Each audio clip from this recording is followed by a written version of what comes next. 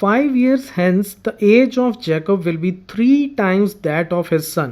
देखो इस तरह का सिमिलर क्वेश्चन हमने पहले भी किया था जिसका लिंक मैं टॉप राइट कॉर्नर में दे रहा हूँ। तो उसमें भी मैंने ये बोला था कि ऐसे क्वेश्चन जब आते हैं तो उसको हमेशा आप टेबल बना के करो तो आप जल्दी सॉल्व कर सकते हो उसको, ठीक है। तो मुझे ये कंडीशन दी गई है कि 5 साल बाद, 5 ईयर हैंस का मतलब कि आज से 5 साल के बाद जैकब की एज जो है वो अपने बेटे की एज का 3 टाइम्स हो जाएगी। तो इसके ऊपर हम बात करते हैं अभी। साथ में उसने ये भी बोला कि 5 ईयर्स एगो, आज से 5 साल पहले, Jacob's age was 7 times that of a son, कि जैकब की एज जो है वो अपने बेटे की एज का 7 टाइम्स थी 5 साल पहले। What are their present ages, तो आज की डेट में यानी कि टुडे, आज की एज में उनकी एज क्या क्या है। तो देखो हमें एज फाइंड आउट करनी है जैकब की और साथ में उसके बेटे की। तो यही दो चीज़ें हमें निकालनी है जो हमें नहीं पता, तो हम इन्हीं दोनों को वेरिएबल ले लेंगे। जैकब की एज को मान लेते हैं कि x ईयर्स है और सन की एज मान लेते हैं कि y ईयर्स है, ठीक है। यही दोनों चीज़ें हमें निकालनी है, तो इसको दोनों को हमने वेरिएबल मान लिया, एक को x और एक को y, ठीक है। अब आज से 5 साल बाद, 5 ईयर्स लेटर यानी कि 5 ईयर्स हैंस, आज से 5 साल बाद क्या होगा। देखो आज से 5 साल बाद जैकब की एज कितनी हो जाएगी, x + 5, ठीक है। 5 साल बाद वो 5 साल बड़ा हो जाएगा और जो सन है उसका वो कितना हो जाएगा, y + 5। अगर ये 50 साल का था तो ये 55 का हो जाएगा, राइट। अगर ये 10 साल का था तो ये 15 का हो जाएगा, राइट। ऐसे ही होगा ना, 5-5 साल दोनों बड़े हो गए।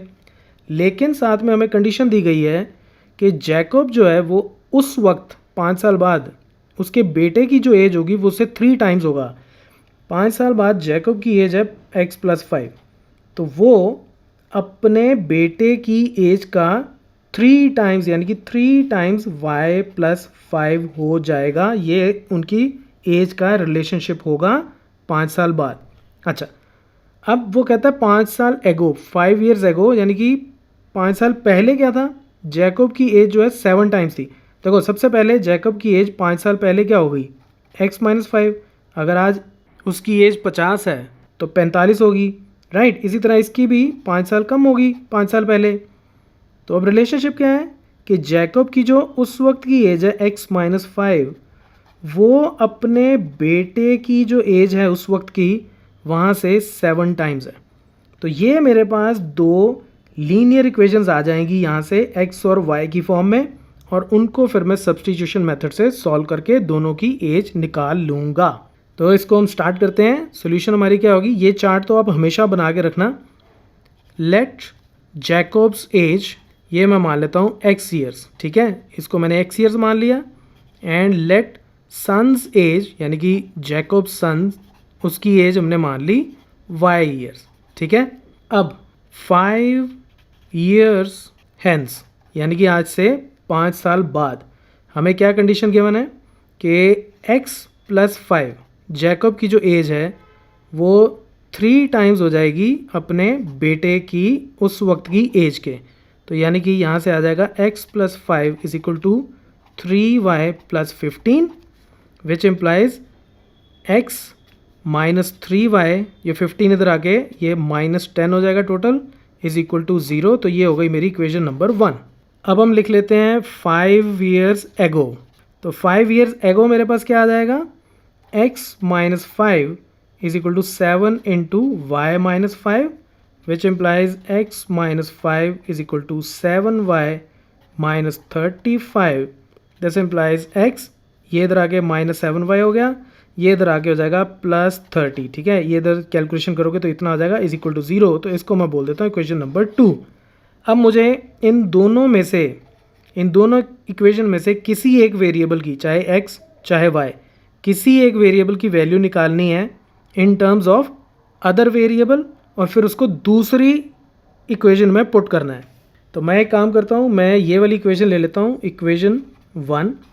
इसमें से x को मैं इधर रखता हूँ, बाकी सब कुछ उधर ले जाओ, तो ये कितना आ जाएगा 3y + 10, ठीक है।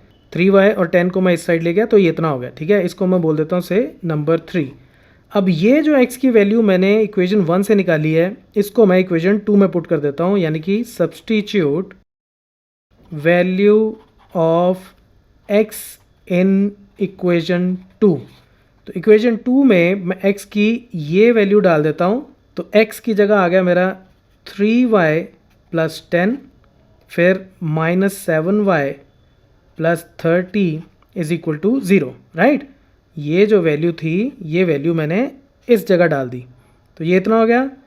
इससे फ़ायदा क्या होता है, ये इक्वेशन अब सारी की सारी y में आ गई, तो इससे मैं y को फाइंड आउट कर लूँगा। तो 3y minus 7y is -4y plus 40 is equal to 0। This implies -4y is equal to -40 which implies y is equal to कितना आ जाएगा, ये कैलकुलेट करोगे तो 10 आ जाएगा। तो y आ गया 10, यानी कि बेटे की एज जो है y ईयर्स यानी कि 10 ईयर्स निकल आई। अब यही वैल्यू इसको मैं पुट कर देता हूँ, put value of y in equation 3। Equation 3 में क्यों, अब चाहे y की वैल्यू आप 1 में डाल दो, चाहे 2 में डाल दो, चाहे 3 में डाल दो, कहीं पे भी डाल दो, आपको x की वैल्यू सेम ही मिलेगी। लेकिन मैं इसमें डालता हूँ क्योंकि इसमें x ऑलरेडी लेफ्ट साइड पे है, तो कैलकुलेशंस आसान हो जाती हैं। तो यहाँ से दिस इम्प्लाइज x कितना आ जाएगा, चलो मैं लिख ही देता हूँ, 3y प्लस 10 था which is equal to 3 into y की जगह कितना आ गया 10 प्लस 10 यानी कि 30 plus 10 which is equal to 40। तो उसकी खुद की एज, जैकब की एज जो है वो कितनी निकल आई, 40 ईयर्स। तो जैकब की एज 40 और उसके बेटे की एज 10, ये हमारा आंसर है। अब अगर आपको इसको वेरीफाई करना हो तो आप वेरीफाई भी कर सकते हो। आप इधर डाल के देखो कि 5 साल बाद जैकब की एज हो जाएगी 45, ठीक है, 40 प्लस 5 45, और बेटे की एज कितनी है, ये 45 हो जाएगी, ये 15 हो जाएगी, तो यानी कि 3 इंटू 15, तो ये ठीक हो गया।